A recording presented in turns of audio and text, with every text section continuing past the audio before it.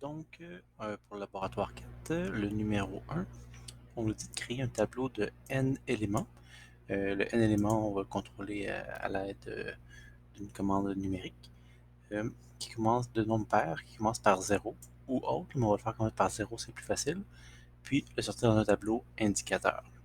Donc, le numéro 1A, on nous demande de le faire avec une boucle for, avec auto-indexation. Donc, c'est vraiment la façon la plus facile de faire ça.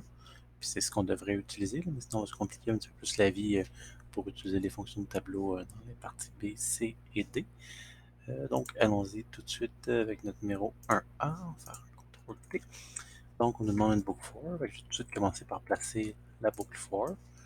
Et là, pour créer ma commande numérique, c'est encore plus simple. Je vais aller directement ici faire un clic droit ici, créer une commande. Ça me place déjà une commande numérique par défaut. Donc ça pourrait être on va renommer ça nombre d'éléments. Tellement petit, je le vois pas. Nombre d'éléments, on va mettre une dizaine pour voir, ça va être le plus simple. Donc 1, 0 ici.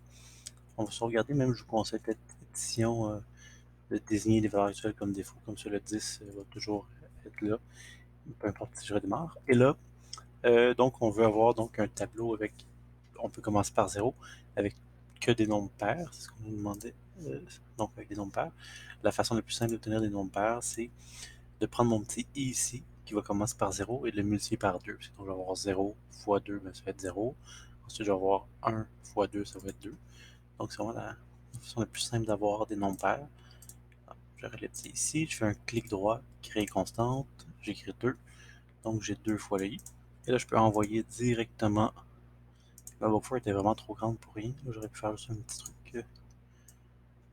Ça faut que je le déplace là, où je pourrais juste. Bon, je le laisser tel quel, c'est pas grave là.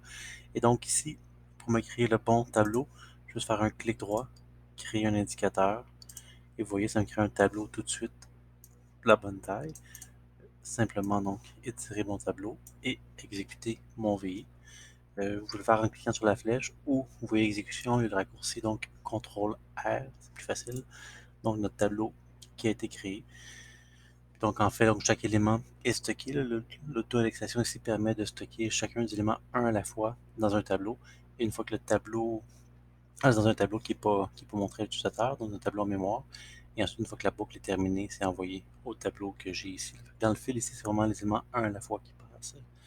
Et non, donc, non, donc pas un tableau complet. Vous voyez qu'on a un fil ici qui n'est pas un tableau, qui est simplement un élément numérique simple.